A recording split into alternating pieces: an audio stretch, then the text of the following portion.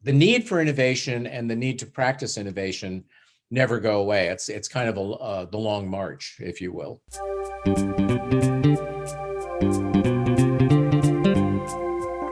Hi, and welcome to the Innovative Mindset Podcast. I'm your host, Isolde Trachtenberg. On the show, you get my conversations with peak-performing thought leaders, creatives, and entrepreneurs. We explore how you can innovate through creativity, compassion, and collaboration. I believe that innovation combined with compassion and creative thinking can save the world, and I aim to bring you ways you can do it too. If you're enjoying the show, I'd be super grateful if you could support it by buying me a cup of coffee. You can buy me a cuppa at buymeacoffee.com/IsoldeT. And now, let's get on with the show.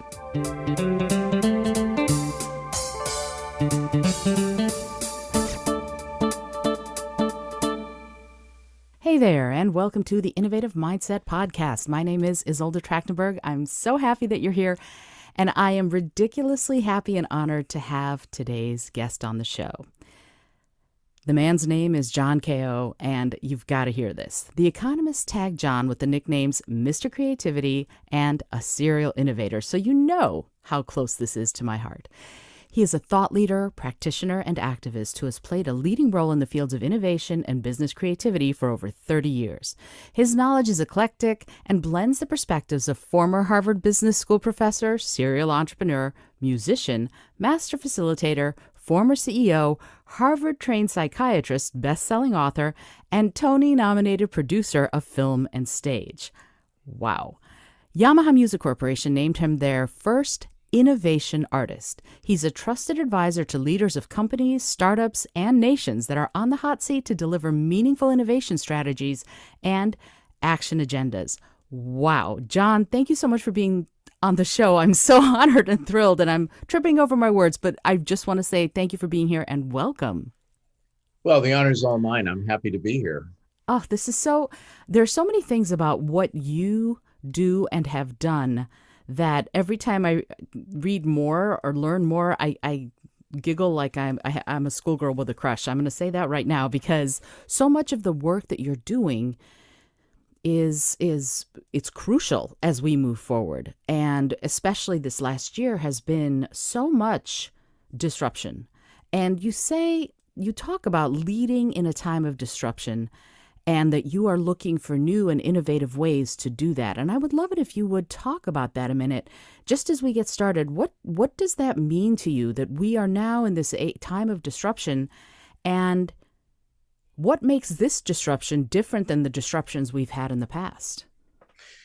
Well, I'm glad you asked that because it's a great way to frame our conversation. And I think we need to be a bit critical, not in a negative critical sense, but in a thoughtful sense about the word disruption, because it's kind of a word that carries some assumptions that once disruption has passed, things will return to a steady state or to normal. I actually did an article recently in my Forbes.com column where I compared the word disruption to the word discontinuity. And I actually think discontinuity is almost a better way of describing our situation, which is to say, we're like sailors that have set forth, like Magellan in the Great Age of Sail, with maps that were incomplete because in the middle of the ocean, often the legend would be, beyond here lie monsters.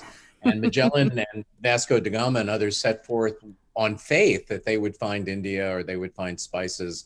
And we are, I think, in an era of discontinuity in the sense that our existing maps no longer suffice for helping us to navigate forward. And we're not, in a way, able to fall back on this idea that things will get back to normal or that disruption will subside like a storm at sea that gradually gives way to calm waters. If we think about what we as global civil society are faced with in terms of issues of climate, war and peace, social inequity, et cetera, these are mammoth, wicked, complex problems that can only be resolved by innovation. And that leads to the second point you mentioned in the opening, which is the need for a fresh viewpoint on innovation. As I like to say, we need to innovate innovation. Mm. because innovation's been out there for a long time. It's like Halley's Comet. It comes and goes, waxes and wanes in terms of popularity and being in vogue with management pundits and with business leaders. But and the importance of innovation continues to be recognized in the C-suite, in the at the high levels of companies. CEOs recently polled said that innovation was one of their top priorities. But I would wager that a large percentage of them can't even define the word meaningfully, let alone point to the practical expression. The innovation as a discipline as opposed to innovation as a mood or culture building effort, or as my friend Rita McGrath likes to call it, innovation theater. We're going to be very innovative and we're going to let our hair down and come up with wacky ideas. And we'll do that for, the duration of a corporate retreat. And then we'll go back to business as usual. Mm-hmm. So I think innovation, Marvin Minsky, who was one of the fathers of artificial intelligence, once said that there were certain words that were like suitcases because you really needed to unpack them to get the full meaning. And innovation is definitely one of those words. And because it's so overused in a way, we have this phenomenon I see a lot of, innovation fatigue or innovation cynicism or innovation complacency, where people say, oh yeah, we've done innovation. In fact, one person who was a Washington government official once amazingly told me that in his department, they had tried innovation and it didn't work. So now they were doing other things. Oh no. Not to turn government into any kind of a cliche, but what I find often is that there's innovation cynicism. It's kind of like, we did it, it kind of worked, but it was time limited. There was a beginning, middle, and end to it. And in fact, innovation, the need for innovation and the need to practice innovation never go away. It's kind of the long march, if you will. So we're in an era of discontinuity. We need to reimagine what the maps look like. And innovation is more important than ever, but we need to have a fresh point of view about how to do it. And not just at the level of companies, but at the level of society, and also bringing it down to the trees versus the forest for each one of us as individuals in our lives and in our work. I'm taking all of that in for a second. Wow. Okay. So first of all, yes, absolutely. I agree. You're going to hear me say that a lot during this next few minutes. But yes, absolutely. The need for reinventing how we innovate and what it actually means to each of us on the individual, corporate, and even global scale is great. Absolutely. I understand that. And yet, how do we, I named this podcast The Innovative Mindset. How do we as individuals, and then companies and organizations and nations and the world, how do we get comfortable with innovation? And if there's no sense of comfort, you mentioned something that you said, innovation as a discipline. What are the steps, do you think, of becoming disciplined as an innovator? What does that mean, and how do you practice it? Well, in order to answer that question, we have to agree on a definition of innovation. I get into conversations about it often, and I always have to start the conversation by saying, what do you mean? What do you mean by the word innovation? Because if we don't have alignment around the definition, we really cannot have a conversation. So the dictionary defines innovation as, if I amalgamate all the dictionary definitions, it goes something like this. Innovation is creativity applied to some purpose to realize value. So that's important to keep in mind because, creativity is the human ability to generate new ideas, new insights. And it's something that all humans have. It's the way our brains work. We free associate, we daydream, we dream at night. We are able to come up with new things, but it doesn't mean that those new things are valuable. Just like playing random notes on the piano is very creative, but it doesn't lead to a marketable CD, or composition. So creativity applied to some purpose. It has to be about something. This is a problem I run into all the time in companies where they say, well, the goal of our creative efforts is to grow our profits by 5% a year, or it's to accomplish some tactical goal. When in fact, innovation always has to be the answer to a meaningful question, because otherwise, why bother? It's why get out of bed earlier in the morning to serve that cause? And then finally, it has to be about creating something of value, and I would argue of enduring value. It has to change the existing order of things. The simple example is Edison, who, when he created the first light bulb, was an inventor, but he really wasn't an innovator until light bulbs became pervasive and our society became electrified. So, this whole notion that innovation is a discipline, if you just take that dictionary definition, you have to be good at ideation, whether it's understanding your individual creativity or understanding how ideas emerge in human interaction, collaboration, and then how it emerges in organizations in terms of culture and rewards and talent policies and leadership attention, and then how it emerges in societies where societal goals and purpose and identity and leadership translate either into a environment that encourages creative expression or stifles it, right? So then we turn our attention to another definition. So I've spent a lot of time trying to think about how to make innovation more tangible for practitioners. And, to me, innovation is a set of capabilities being things that require practice to acquire, like playing the piano, a set of capabilities that enables the continuous realization of a desired future. So what that means is that you have to have some sense of almost moral purpose. I don't mean moral in a religious sense, but moral in the sense of what is good, what is virtuous, what is true. And it has to be something that you just don't do episodically, but is part of what you do all the time. And that in order to fully realize innovation, you have to have a vision of the future that you want. We have a vision of the future of our planet as being in climate equilibrium and at peace. Well, great. So how do we get there? And then the capabilities break down into literally scores of specific proficiencies that, we if we had 10 hours, we wouldn't be through that discussion.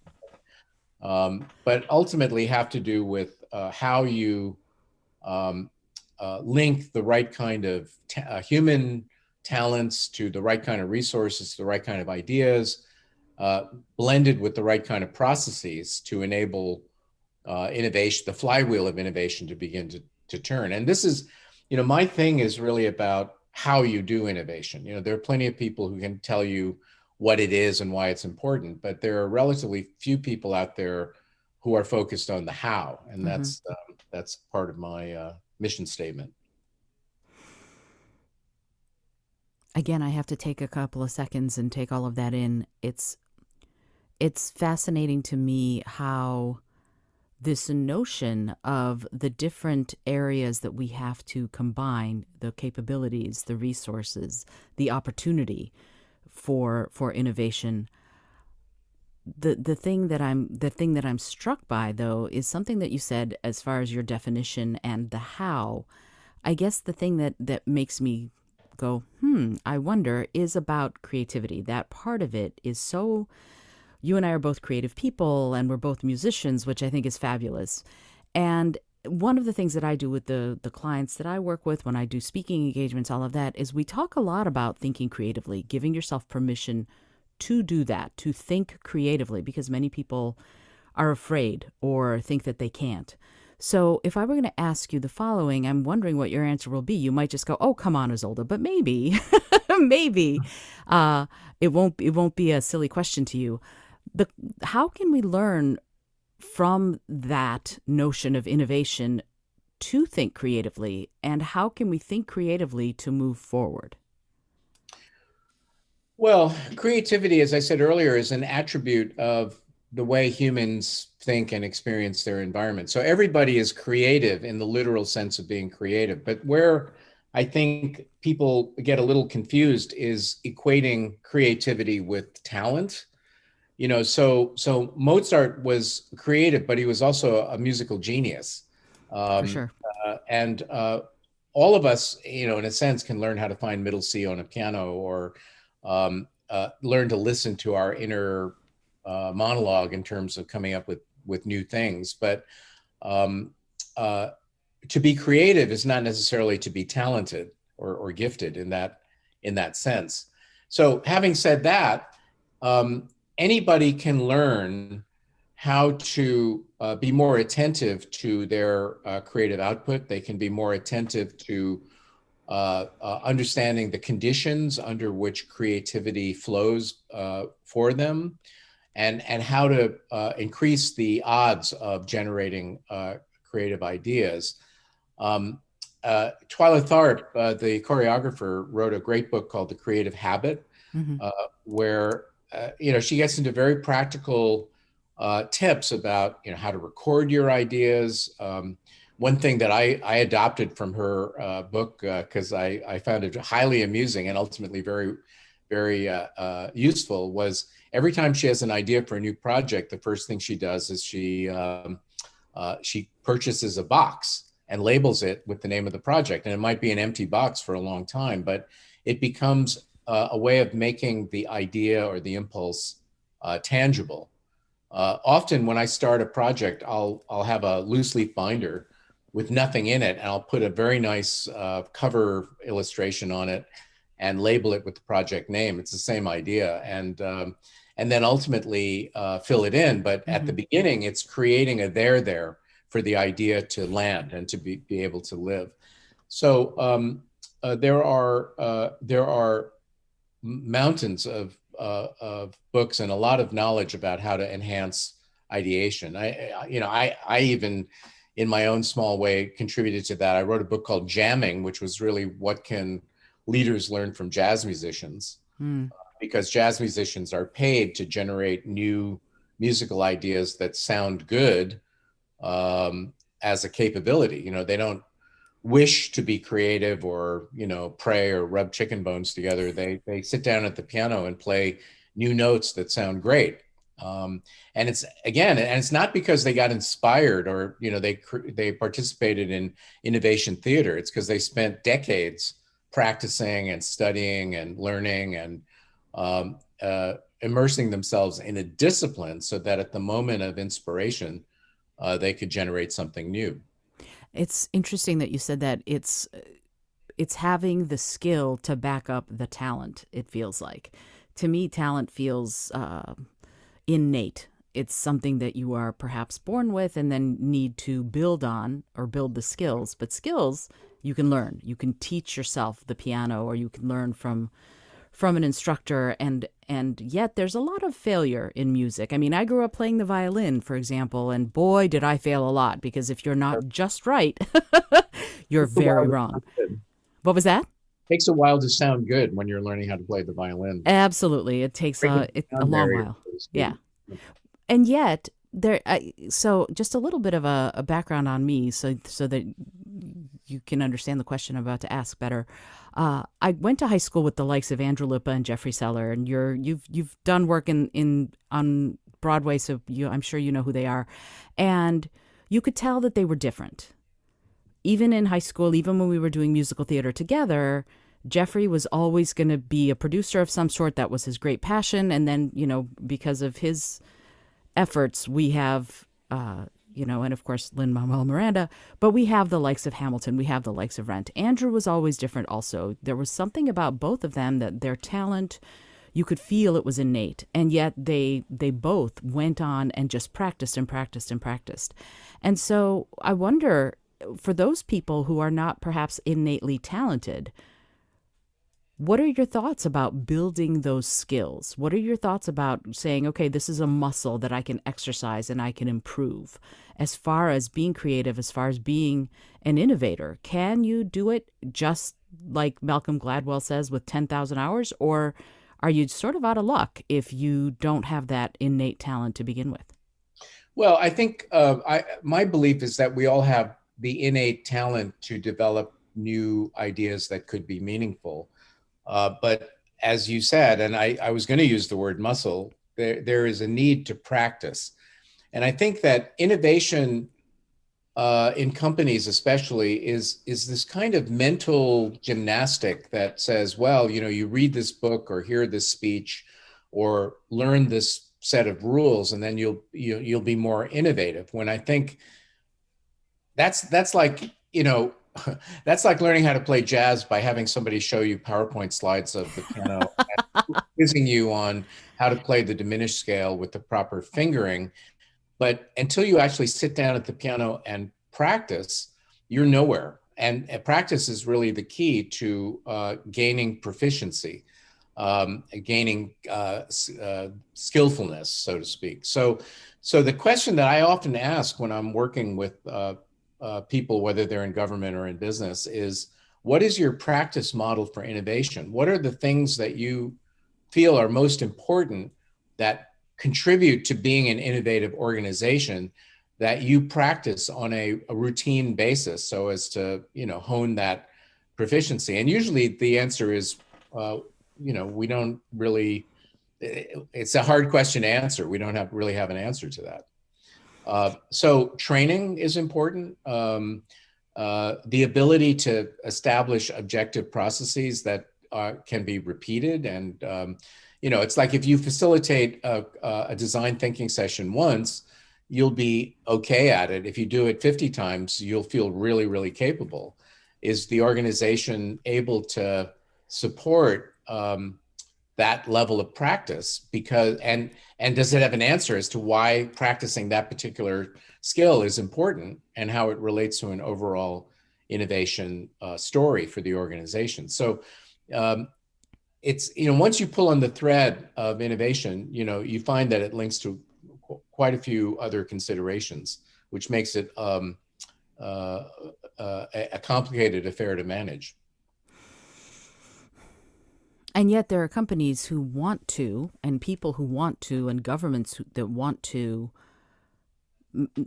become more innovative. And certainly we're seeing this with the new administration coming in and all of these different things as far as the climate, different initiatives.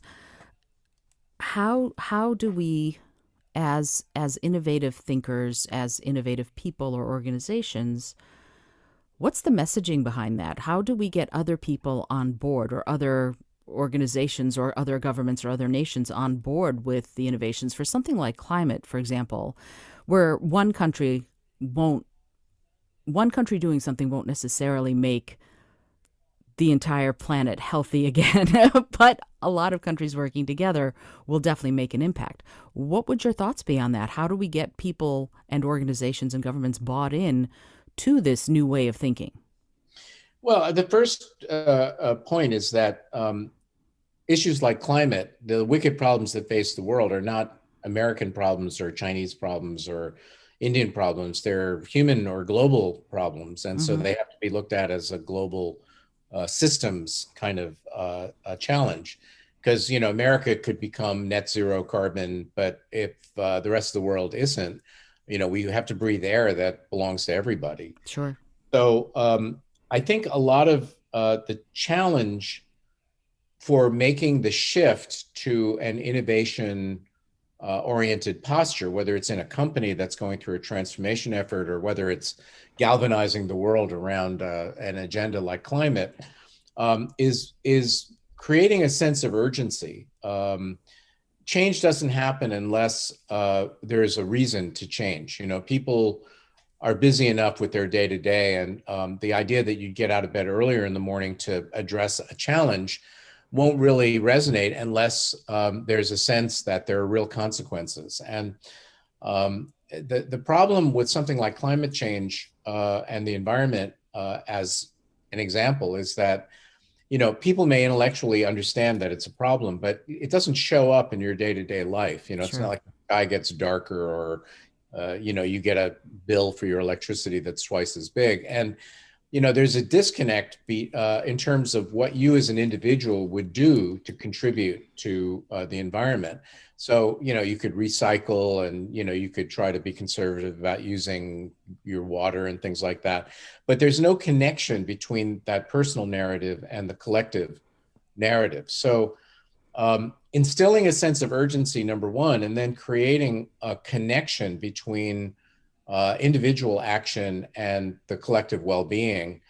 So, there are attempts, and I think there's going to be a lot more of this coming down the line, that almost creates personal dashboards where your activities around consumption and so forth and so on, your carbon footprint, et cetera, are reflected in recommendations about shifting your behavior. Um, at the national or supranational level, the question is creating buy-in. Like if there was some massive disruption in the global ecosystem that nobody could ignore, then action would be taken. Just like the global pandemic has been, for all of its unfortunate consequences, a real accelerant of national governments taking a global point of view. And I'm sure there's going to be a lot of call in the aftermath, or even currently, for new mechanisms for mitigating, if not preventing, the next pandemic, and figuring out mechanisms of international cooperation that go beyond the really unseemly kind of, people elbowing each other out of the way and finding that they weren't prepared, and all of the kind of shifty things that happened around vaccine allocation globally and so on. So I think it's about leadership, and it's about the narrative, and it's about creating a sense of urgency. And once people understand what is needed, then they can fall in. I mean, if there's no alignment around what the problem is and how to address it, then of course nothing's going to happen. Oh, you're singing my song. Yeah, absolutely. And it's interesting. And it's always been fascinating to me, as I worked in Earth system science at NASA for many years. And this notion of the difference between weather and climate was it was profound for people, because weather is whether or not it's going to rain tomorrow, and climate is years and decades. And so the issue that we ran into was that people had there's a little bit of a problem societally, globally, thinking long term. That you have to think that, 50 years from now, 40 years from now, the climate will change. 20 years from now, the climate will change. And that is important to me now. So getting people to address it with that sense of urgency, I agree with you. It's really important. The thing that I think a lot of people, certainly a lot of my colleagues at NASA, struggle with is how to get that sense of urgency in front of people. If some people are still, trumpeting that it doesn't exist, that there is no such thing as human caused or human accelerated climate change. So do you have thoughts on that? What are your thoughts on changing the thinking of people who either deny something like this or refuse to think that it could be important now when the consequences might not be felt for decades? Well, so this is storytelling. I mean, one of the reasons why I delved into the cultures of Hollywood and Broadway is because I was fascinated by people who made a living telling stories and Mm-hmm. selling them to hundreds of millions of people. So it's one thing if you publish a white paper or give a speech. It's another thing if you create a movie. So one of the reasons why An Inconvenient Truth for its time was such an influential piece of media was because it told the story in visual terms, and it made the issues of climate really quite difficult to ignore. I mean, you Mm-hmm. have to be in denial to watch the movie and not come out of it feeling like there was a real problem. And often, if a sense of urgency isn't felt, it has to be created. I did some work for a guy named Jan Timmer when he had just taken over Philips, the big Dutch technology conglomerate. And he, in his first management meeting, put one item on the agenda for discussion, which was a handout. And the handout was a newspaper front page. And the headline story in the upper right-hand corner was Philips Goes Bankrupt. And it was a well-written story with a lot of analysis set in the future about how this great company, sort of a General Electric level company, had gone bankrupt. And that was the only thing that he discussed with his senior people that day. And so in order to take the long view, we have to take the idea of well-being, planetary well-being, down from the level of abstraction to the level of personal advocacy. We have to be thinking about how it relates to the world that our children are going to be in. It has to do with our sense of, generative responsibility as, the generation that right now is in the driver's seat to assure the future viability of the planet, which right now is in some doubt. I mean, it's not horrible yet, but it's bad and getting worse by the day. So this is where what I call moral intelligence, or the ability to craft bridges between innovation and purpose, become really, really important, and to create that sense of moral activation. And again, not in the religious sense, but in the values-based sense of virtue, to frame the right kinds of activity.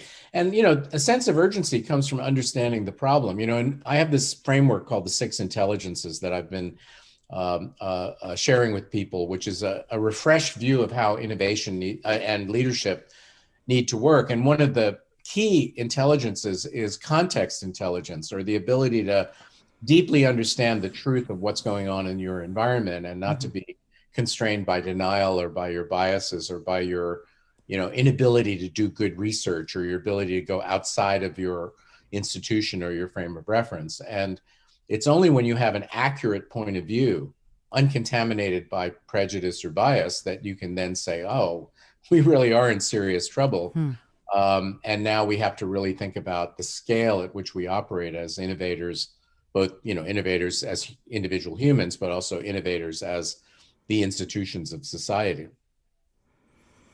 I love that you mentioned the Six Intelligences, and I love the notion of a sort of objective observation instead of letting your biases color what you think or what you do. You'll try to be objective as much as possible. I wonder if you wouldn't mind talking, because that was actually literally the next question I was going to ask, was about the Six Intelligences. What prompted you to develop them? And if you don't mind sharing, what are they? Sure. So, I've been exposed to lots of different leadership frameworks over the years. And I felt during the pandemic that, at least for me, it would be important to take a fresh look at what you really needed to be good at in a time of discontinuity and, turbulence that we've experienced. And that a lot of the old playbooks around leadership weren't really that valuable in this situation. So I took a leaf from the notion of multiple intelligences, which is actually an education concept developed by Howard Gardner, who's a former colleague he's at the School of Education at Harvard. And, he said, well, there's the kind of analytical intelligence that you have when you take SAT tests or math tests, but really there are other intelligences like kinesthetic intelligence if you're a great dancer, or auditory intelligence if you're a great musician, or spatial intelligence if you're a great architect, and that we don't test for these or really pay attention to them or educate for them in the same way we do for that more narrow kind of rational analytical intelligence. And I thought, oh, well, I have always believed that. So let me think about whether I can come up with a framework of archetypes of intelligence that are relevant for today. So there are six, and the first is context intelligence, and it's what So Bill Bradley was a very famous basketball player in his day, and he was described as always having a sense of where he was, a situational awareness. Mm-hmm. And people like fighter pilots know that they have to be able to not only have 360-degree perspective, but be able to translate that immediately into a decision and action taking, right, in order to prevail in fighter pilot combat and things of this kind. So there's a whole bunch of knowledge and recommendations around how to create context intelligence, both for individuals and for organizations. Moral intelligence, which we've already spoken about, is the second, which is the kind of compass of values that basically shape the purposeful intention of an organization or of an individual, for that matter. And what are the values that undergird your activities? Then you have human intelligence, which is basically cultivating the sensitivity to others that enables collaboration, that enables the ability to read the language of people, so that culture building, organizational transformation, narrative development resonate with humans. Because so often management is this human-free exercise of applying analytical power to your marketing strategy or your finance strategy. But people have a vote, and increasingly in this kind of post-pandemic distributed, gig economy world, sensitivity and especially to talent, and to create process is really important. And then generative intelligence is basically how you generate ideas and realize value from them, which is kind of a repackaging of innovation, and applies to individuals, organizations, and even to societies as a whole. Then we have technological intelligence, because I argue that many people in positions of leadership don't have a finger feeling for how the development of technology is accelerating and how technologies are beginning to blend and fit together in different ways. The whole merging of the biological and the digital is both confusing and filled with opportunities. And also how technology relates to your organization. And to the extent that every organization is going to be influenced by artificial intelligence and digital technology, digital transformation and transformation for innovation are increasingly converging as topics of concern. And then finally, transformation intelligence, again, borrows from some of what we've already discussed, which is, what's your theory of change and how do you affect that transformation? So whether it's transformation at an individual level or transformation at an enterprise level, what are the levers for accomplishing that? What are the metrics? How do you know that you've been successful? What's the role of narrative, culture shift, leadership behavior, et cetera? So the feedback that I've gotten, and I've turned this into various learning regimes. There's an online course that's going up shortly that I hope will be available to lots and lots of people. The feedback I've gotten is, wow, here we are in this era of discontinuity. All of these matter, these six intelligences, they resonate. How do we get more? How do we learn about these? And, I feel like you need all of them, at least to a certain extent, because it's like a wheel. If the wheel is missing a segment and it's flat on that segment, the wheel's not going to turn very effectively. And it's also a great way of identifying gaps, both in yourself and also in your organization. Because if you have an organization that's not proficient at some of these things, it's just, I would argue, not going to be as successful in the current environment. What a wonderful breakdown. And I'm so glad that you have a class that you'll be offering. I hope that you'll let me put that in the show notes so that people can find it and perhaps take it. I'm interested in, you mentioned something while you were talking about them, about how often these various intelligences relate to each other. Like you said, well, we talked about that when we talked, this is a callback to innovation. This is a callback to this. it seems to me that it's almost like firing synapses in the brain, that they are going to need to use all the different intelligences in order to, as you said, prevail. And that brings me right back around to music. I feel like when you're playing a musical instrument, in many ways, you need to access all of those intelligences as well in order to be able to excel at your chosen instrument, if it's your voice, your piano, your violin, whatever. What are your thoughts about that relationship? I know that you've used music in the past and probably still do to help others innovate and to help yourself innovate. How do you relate music to these intelligences and to innovation as a whole? Well, it's really a great question, and I think this is probably an opportunity for me to step out and reflect for a moment on exactly that question, because I wouldn't say that I've thought about it in exactly that way before. So, um, well, let's see. I mean, I'll relate this especially to jazz, right? So in jazz, the performer needs to have a multi-dimensional awareness of what's going on, and Mm-hmm. it's not thinking. It's sensory awareness, it's emotional awareness, it's awareness of the traditions, it's awareness of the sweet spot between what's familiar and what is new. It's awareness of one's inner emotional state, awareness of the performance environment. So there's a number of dimensions of context intelligence that are required. Then the second, moral intelligence, well, for me and for I think anyone who it takes it seriously, sitting down at the piano is it's a commitment to purpose and a commitment to authenticity. And Mm-hmm.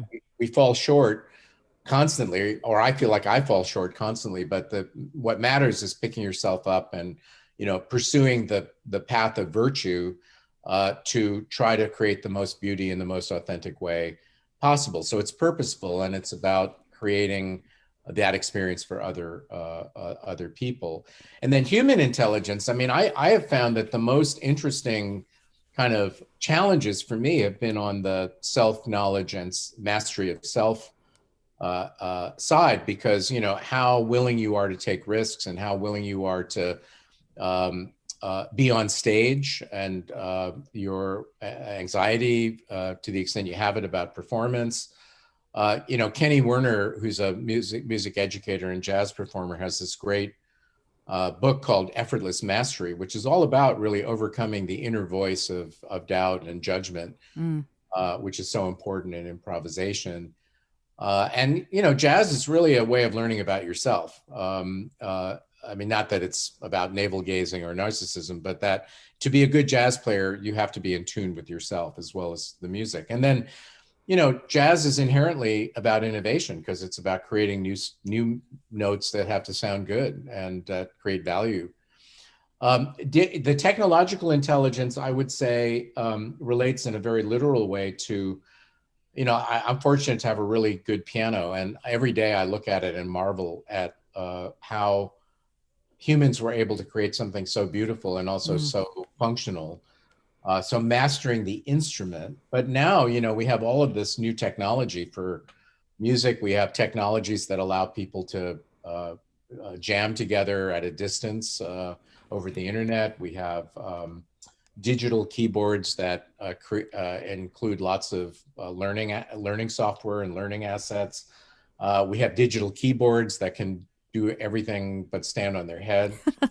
There's a lot to know there. And then finally, transformational intelligence. So, this relates partly to the issue of practice. It's partly the vision of, what kind of musician are you heading in the direction of, who do you want to be? But then also, what's the practice model or the steps in the journey that will take you there? What's your theory of change? Mm-hmm. And, I know for me that, my studies of jazz have occurred at two times in my life, one of which was when I was a teenager, followed by a long hiatus. And now I've picked it up again with really serious intent. And so the issues of how my playing is evolving are very much on my mind. So transformation intelligence is important there as well. So there, it works, right? I Confusing. had I had a feeling it would because I've thought about this a lot and when the relationships there are so striking and this notion of transformation it's not specifically and strictly to the intelligences, but I feel like especially jazz because I'm a jazz musician as well, a jazz singer, you have an opportunity to when you're especially when you're playing with other people be in the pocket, to really make something greater than the sum of its parts when you are all listening to one another and collaborating. And then your audience gets enriched by that collaboration, by that jazz collaboration.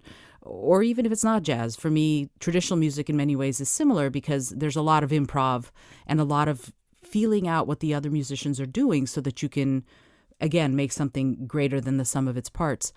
So, what role do you think the relationship with an audience has in the six intelligences and also within jazz? Uh, can you rephrase the question again? So what? Yeah, I talked so long that Yeah. that you're No, no, going, I don't know what's going on anymore.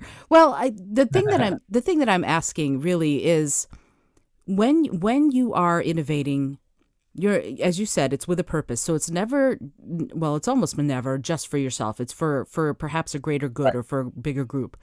And the same can be said for when you're playing music, unless you're sitting at home in your bedroom and playing your piano or your guitar and you never play out. There is this notion of sharing the innovation. Jazz musicians who will get up in the Smalls room and play that night, for example. So how do we relate that? How do we do that? And what is the relationship there between the innovator, whether it's a musician or somebody in technology or a leader, and the audience whose lives and minds and thoughts and hearts that they are trying to affect? Well, what I'm taking from your question is the need to create a bridge between the person who's, let's say, emitting the new innovative experience or idea or musical expression or whatever, and the audience. Mm-hmm. And it's like a sweet spot in jazz. If you are if you're what you're presenting is too cut and dried or elemental, it's not going to land. But if it's too expeditionary or adventurous, it won't land either. And that sweet spot, which you gauge by audience feedback, nonverbal cues, the vibe in the room, and so forth and so on, is a moving target. And sometimes it evolves in the course of a single interaction with an audience. I mean, being a public speaker, as I am from time to time, that reading the audience continuously is one of the key skills of delivering a great presentation over whatever a 30 to 60 minute time frame. So having also then the inner integrity of what's being offered, not just as an exercise in corporate entertainment. I mean, so much of what is going on out there in terms of keynote speaking is about, can you make the audience laugh and feel as titillated as possible and like they got a free admission to TED, as opposed to really thinking about the inner authenticity of what's being communicated Mm-hmm. and how it's going to land and how it's going to contribute to the audience in their own journey of transformation. So, I think these elements that we've been talking about provide a really handy framework to be able to evaluate your work as an innovator, what you're putting out there, how it lands with an audience, et cetera. And yet it's interesting what you just said. It's a constant almost on a micro level. It's a constant reinvention of the relationship with your audience, and on a macro level, you can iterate based on the feedback you got and how things went each time that you're up in front of an audience. And that brings me to something that I would love it if you would talk about just a little bit. You talked some about intersections and where those connections are made. And I know that you have a live stream show called Intersections, and I would love it if you would talk a little bit about the show and what your process is and also what your goal is for keeping this live stream show going. Sure.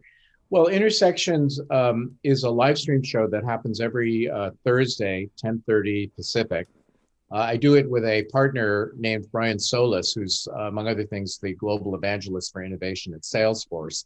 Hmm. So we have between us a pretty enormous network of people who are on the edges of their fields. And Intersections is basically where culture, technology, and innovation come together with conversations every week with a couple of pioneers in their field. So it could be one of the leaders of artificial intelligence research in China. It could be we just had the general manager of the San Jose Sharks talking about the reinvention of the sports venue and sports franchise experience and the role of digital in all of that. We've had musicians talking about advanced technologies that are going to change the way music learning occurs. We've had military strategists talk about cyber security and the SolarWinds hack. We've had big deal domain experts in innovation like Rita McGrath. So it varies. Partly it relates to our own interests. But it exhibits a principle, which is that combustion, in the sense of innovation combustion, tends to happen when you bring diverse perspectives together and force them to coexist in a space. In this case, a conversational space, because we've had 34 shows to date, and each one has been more exciting and more exhilarating than the last. There's also a website called intersectionslive.com where we have the full interviews archived, because they're not really time bound. They're quite evergreen, and we're going to be doing a lot of additional work on the content to make it more available to others. So, it's just another way for me to stay current and have fun talking with interesting people like you. Well, I'm so grateful you said that. Thank you so much. And I have listened to just a couple of the episodes, but I want to make sure that I go and listen to more. I'm so, like, honestly, John, I could keep you here for the next 6 hours and chat with you, but I know you have a life to get to. So I wanted to talk just a little bit, if it's okay with you, about a couple more things that you and I discussed shortly before we started recording this episode. One of them was johnko.live, and the other one is, and this one is so close to my heart, about your thoughts on the urgent need to reinvent music education. I was very lucky. I had incredible music education in the public schools, but I know that the emphasis on it has really died down, and I think it's floundering in many ways. Nothing against teachers. Teachers do as much as they can, but I think we're in an age now where we really do need to revitalize it. So I would love it if you wouldn't mind chatting about both johnko.live for a second, and also this notion that you have about reinventing music education. I would really love it, because both of those fascinate me. Sure, happy to do that. So, one of the things that's been going on, especially during the pandemic, is not only the need, but the ability of people with some bit of expertise to be able to reinvent their connection to their audience using social media, using video, and using all of the new tools that are coming on stream, the applications that enable people to establish a fairly sophisticated interface with their audience. So I'm not blind to that either, even though I grew up in kind of like the analog world where you would teach at a good business school and people would call you up and that would be it, right? I mean, now it's far more complex, and also the opportunity to have an impact more broadly is enabled by the technology. So johnko.live is my recent attempt to put some of my learning experiences online, to enable people to subscribe to my ongoing generation of content, to be able to access me one-on-one under certain circumstances for consultations, And we'll see how it goes. It's just in the process of being launched. I'm really excited about it. I mean, during the pandemic, I think even though it's had its own shortcomings and has put limitations, it's also been a great enabler of a different form of social interaction. And so I'm eager to see how that plays out with John Ko Live. As far as music education is concerned, I have a real, I tend to organize my work based on projects or causes, right? And so I've adopted music education as a cause because I think it's both extremely important from a societal point of view and also really in need of some radical reinvention. Uh, First of all, just taking a half step back, music is, to my mind, one of the most important things that humans have, and it's one of the most important things that societies have.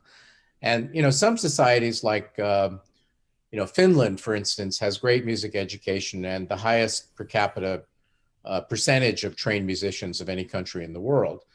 China is investing in music education because they believe it contributes to brain development, which is necessary to be competitive in the global economy. We in America have been divesting ourselves of music education because it's not a high priority relative to other things. And I think that's wrong for a number of reasons. I mean, music humanizes us and develops our brains and gives us cognitive skills and emotional skills, relational skills that are really, really important. But, and we have this social institution of music educators, public school music teachers, music schools. And what's happening, what I see, I recently wrote an article for the National Association of Teachers of Music, or Music Educators, called Music Education in the Age of Innovation, because I gave some talks to music educator organizations and did some workshops. Yamaha made me their first artist in innovation and put me in front of deans of music conservatories and public school music teachers in different ways. And I became aware of the fact that, not to generalize, but that there was a whole world of music learning that was growing up around the traditional music institutions that had nothing to do with them. So today, if you go to YouTube, YouTube is the new music conservatory, and there are thousands of citizen teachers out there who are happy to show you how to do urban dirty chords, or how to do patterns on modes of the melodic minor or whatnot, or help you learn how to use your Nord electric piano. And that very often the people who know the most about things that young people are most interested in are not in the academy. They're in this external space. So that music education is turned inside out, and also that there's now technology that enables people to learn without having to have a music teacher in the conventional sense. So I believe that, it's the six intelligences. Music education has to know more about what's going on. They have to reaffirm what's important about it. They have to, get with the whole technological intelligence piece, because there's an ocean of technology out there that most music teachers are, to be frank, not aware of. And then they have to have a model of how they want to evolve so they stay relevant and serve these purposes. So it's a big topic. Again, you're singing my song. Yeah, it really is. And it's interesting. I'm one of those people on YouTube. I have videos up on how to learn to sing, for example. And so lots of us, I think musicians, once you've, I can't say mastered, I will forever be learning. I will never be a master, I don't think. And that's okay. I'm okay as a lifetime learner of music. But yet when we are in the process of learning, the NIH has done incredible studies on the fact that you use so many parts of your brain when you're learning, when you're playing a musical instrument. Right. That when choirs sing together, their heartbeats synchronize. I mean, it's just incredible. And yet this is something that, like you said, the USA, for example, is divesting itself of music education, when I think it's one of the most, I agree with you, it's one of the most crucial things. So what do you think is the best way to revitalize it then? Is it to go through the music educators, or is it to, like you said, create a sense of urgency in the intended audience, which might not be the music educators themselves, but might instead be the school districts and the governments and the conservatories?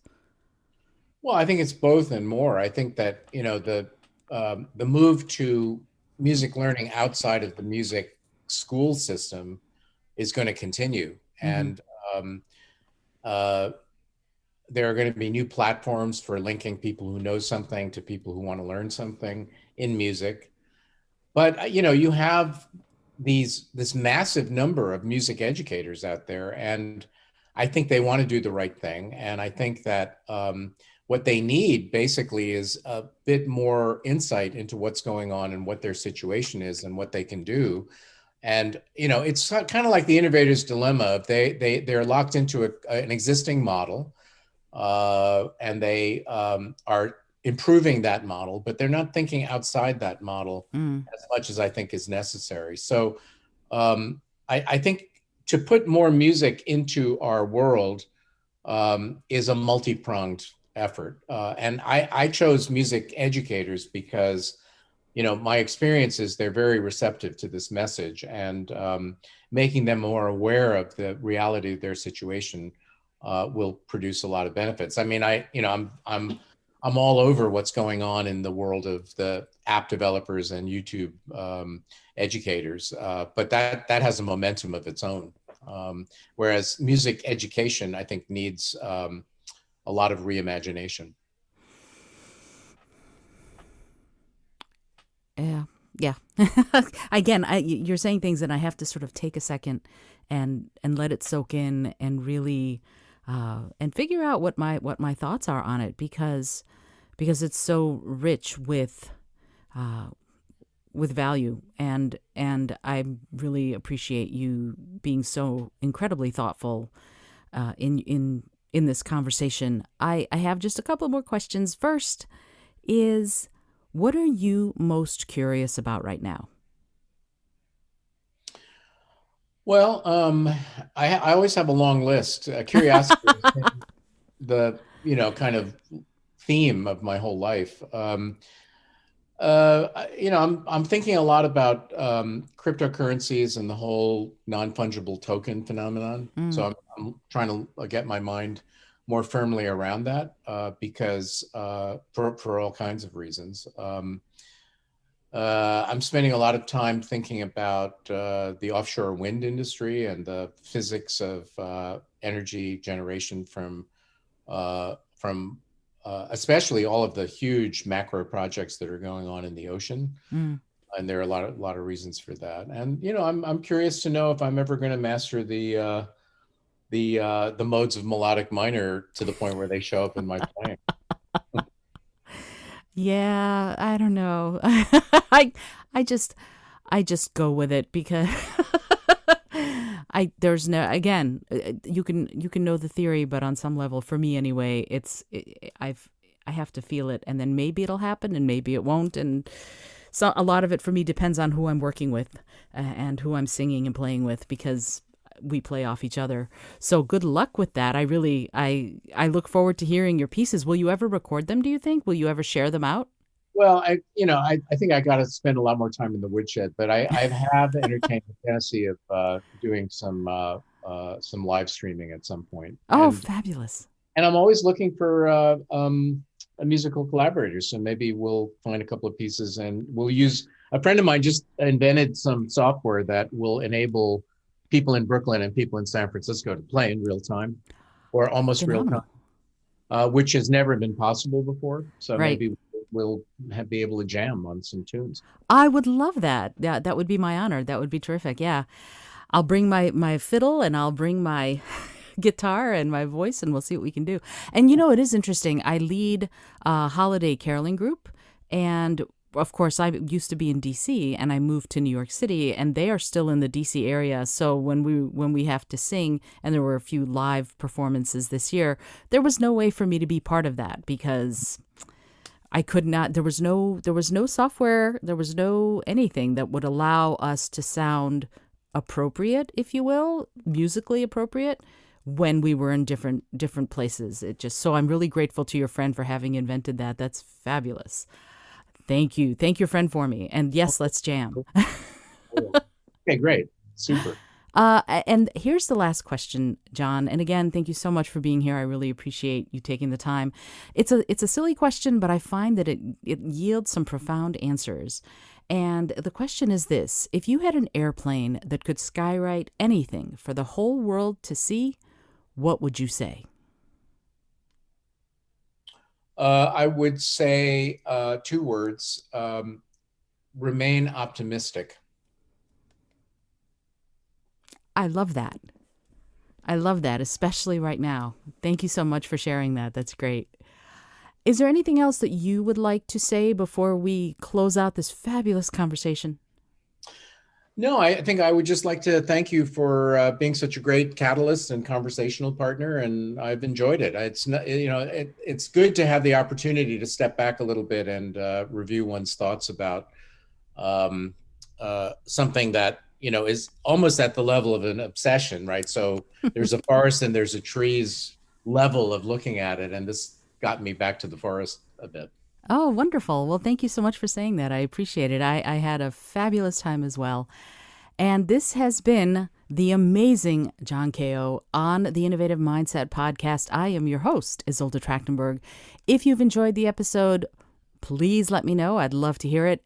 Go find johnkao.live when it airs. Go listen to Intersections. Obviously, this man is incredible, knows what he's talking about, and has ideas we all need to be paying attention to. Until next time, this is Isolde Trachtenberg reminding you to listen, learn, laugh, and love a whole lot.